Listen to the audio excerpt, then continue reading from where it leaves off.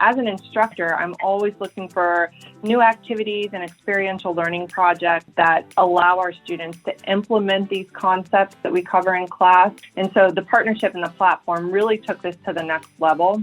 When they were able to access the platform, it really forced the students to take more of a strategic view to their recommendations.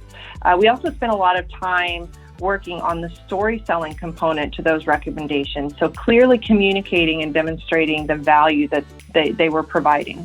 To have all that data right there and to be able to adjust that immediately and get those results and the answers in that customized solution, I think we're all pretty impressed by that.